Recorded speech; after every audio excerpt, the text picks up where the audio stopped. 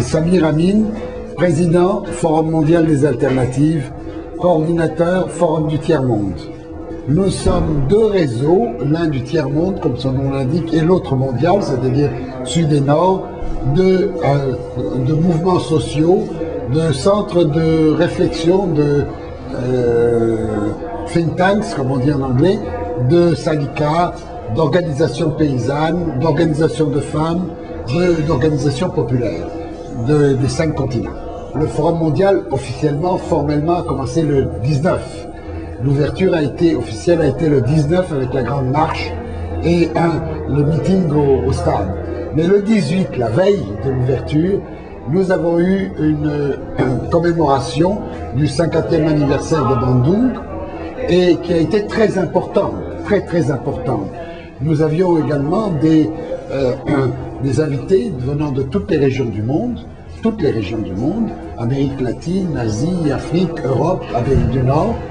Pourquoi Bandung? Parce que Bandung a été un moment dans l'histoire important. Par Bandung, la victoire des peuples d'Asie et d'Afrique sur le vieux colonialisme avait imposé pour un temps, et d'une manière relative, mais quand même avait imposé à l'impérialisme de faire des concessions, pour le moins qu'on puisse dire, et à lui s'ajuster à des demandes qui sortent de sa propre logique, les demandes d'un développement indépendant et populaire. Bien, dans ce sens, Bandung avait imposé, jusqu'à un certain point, tout ça est toujours relatif, un monde multipolaire, et non pas le monde bipolaire de la guerre froide, comme on nous dit souvent. Bon, nous sommes aujourd'hui face aux mêmes défis, dans des conditions nouvelles, mais face aux mêmes défis, dans ce sens que, dans le moment actuel, nous avons un impérialisme, qui est l'impérialisme collectif de la triade, États-Unis, Europe et Japon, avec un leader ou un chef de file, les États-Unis, qui tente d'imposer son hégémonie à travers le contrôle militaire de la planète et l'intervention militaire permanente. Bon, nous sommes donc confrontés à un défi analogue à celui auquel les peuples d'Asie et d'Afrique avaient été confrontés, mettons, pendant un siècle et demi, avant de reconquérir leur indépendance au lendemain de la Deuxième Guerre mondiale. C'est un défi de même nature. Et l'objectif est de même nature. L'objectif est de substituer au monde unipolaire, ou disons unipolaire au sens États-Unis et le reste du monde, ou unipolaire, États-Unis et ses alliés impérialistes subalternes, européens et japonais et reste du monde, de substituer à un monde multipolaire authentique. Nous sommes face au même défi. Non, maintenant on a tourné la page, on n'a pas fait de l'exégèse de Bandung pendant toute la journée, on s'est attelé, on pourrait dire dans l'esprit de Bandung si on veut, à distinguer, qu'est-ce que ça veut dire construire un monde multipolaire réel? C'est-à-dire un monde multipolaire dans lequel les peuples d'Asie, d'Afrique et d'Amérique latine ont véritablement leur place, par opposition à la mondialisation actuelle que nous appelons apartheid à l'échelle mondiale. Nouveau colonialisme, si tu veux, ou nouvel impérialisme. Deuxièmement, qu'est-ce que ça veut dire l'alternative positive à la mondialisation libérale? Alors on a examiné des problèmes comme un autre OMC, que l'OMC que nous avons appelé le ministère des colonies de l'impérialisme contemporain, une autre organisation des systèmes monétaires que le FMI, qui est l'agence monétaire coloniale collective de notre époque, etc., etc. D'une façon très concrète, on a fait beaucoup de propositions, soit pour le court terme, l'immédiat d'action, soit pour le plus long terme. On a également examiné comment renforcer une agriculture familiale paysanne face au danger de dépossession massive par l'agrobusiness, en coopération étroite avec les organisations paysannes comme Via Campesina, comme les organisations paysannes de l'Afrique de l'Ouest, etc.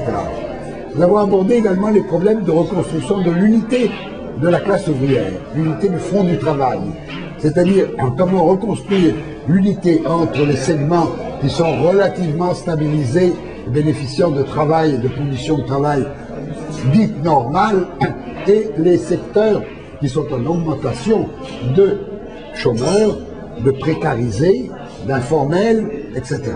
Bon.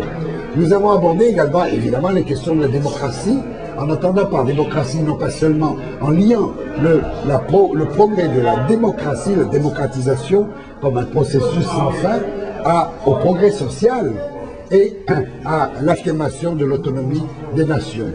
Nous avons examiné également, évidemment, ce que représente dans ce combat démocratique le combat pour l'égalité réelle, juridique et réelle entre les hommes et les femmes. Et nous avons examiné également les exigences d'un monde, une charte dans laquelle les ressources naturelles et la nature seraient traitées non plus comme des ressources marchandes, mais des ressources non marchandes. Voilà. L'action est toujours précédée par la parole. L'action n'est jamais une action spontanée et silencieuse sans parole. Ça peut arriver. Mais la parole est essentielle parce qu'il s'agit non pas d'agir n'importe comment, mais d'agir en réfléchissant, après avoir discuté, analyser la nature du défi, analyser les contradictions du système, analyser les points faibles, s'être fixé des objectifs de victoire possible immédiate et donc de déterminer, de choisir, d'identifier des stratégies efficaces. Bah, écoutez, c'est à mon avis un grand succès.